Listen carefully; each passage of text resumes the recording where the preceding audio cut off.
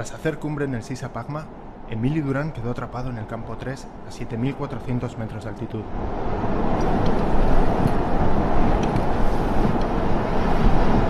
Allí, durante 2 largos días, tuvo que soportar temperaturas de hasta 20 grados bajo cero, lo que terminó produciendo la congelación de sus manos.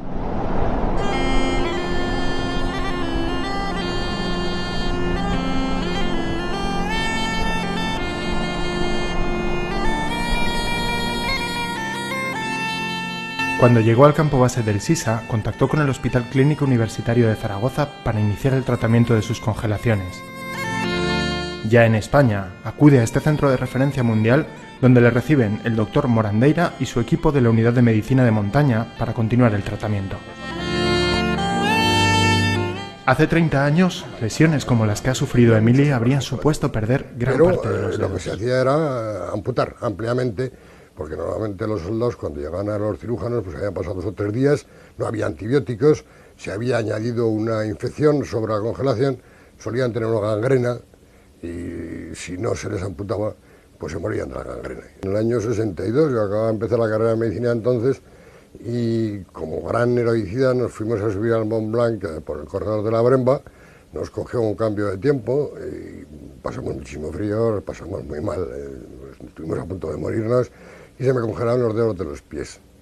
Cuando volví aquí, pues me vio, claro, que me tenía que ver. Bueno, un cirujano estupendo que había estado en el frente de Teruel como cirujano, tenía una gran experiencia en el tema, me consta de ciencia propia que era un magnífico cirujano y había tratado muchísimas congelaciones, pero con estos criterios que he explicado antes. Y desde luego de su interés, dedicación y hacer por mí todo lo mejor que pudiera, pues no me cabe ninguna duda, porque además de un magnífico cirujano, era mi padre. Me ayudó muchísimo, me alentó, me animó a que siguiera con mis estudios y gracias a él pues empezamos esta línea de investigación. Como se trataba de estudiar la microcirculación a nivel distal, es decir, en esas partes que están más expuestas al frío, pensamos que una cosa útil sería hacerlo con el ratón desnudo, porque tiene una oreja bastante grande y que permite pues, una visualización de los capilares prácticamente directa.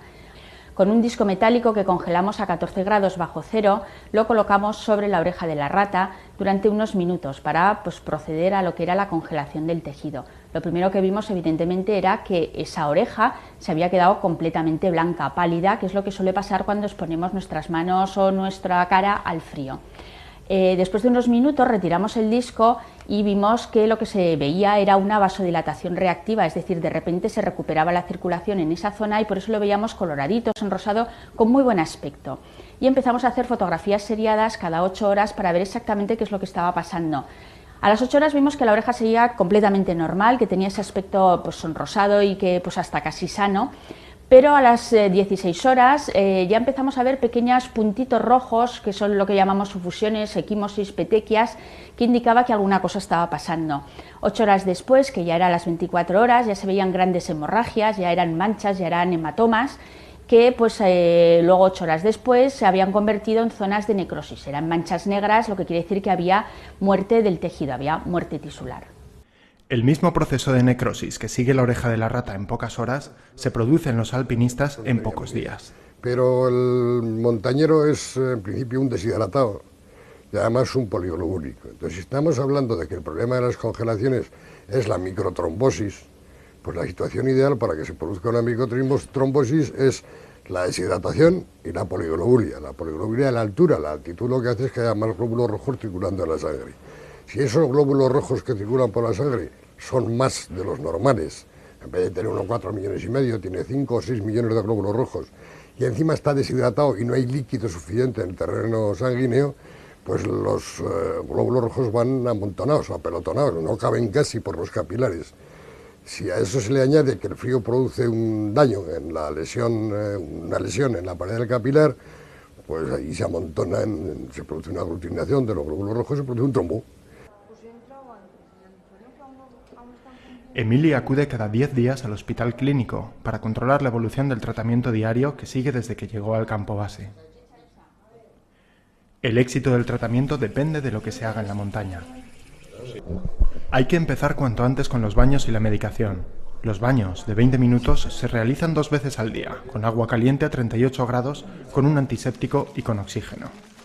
El objetivo de estos baños es activar la vasodilatación, favorecer la circulación en los capilares más lejanos y evitar la infección por anaerobios.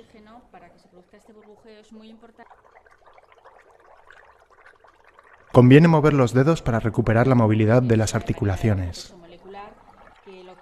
Estos baños se complementan con la administración de antiagregantes y heparinas de bajo peso molecular para deshacer los microtrombos y de analgésicos para disminuir el dolor.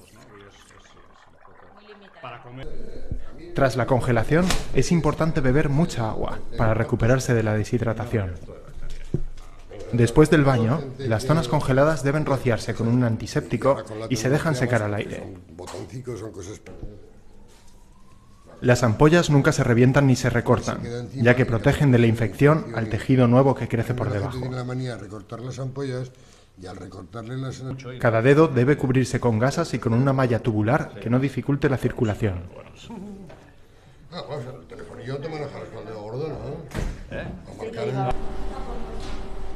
Tan importante como el tratamiento es conocer hasta dónde llega la necrosis en profundidad. Para ello, la prueba diagnóstica que marca el pronóstico de la lesión es la gammagrafía.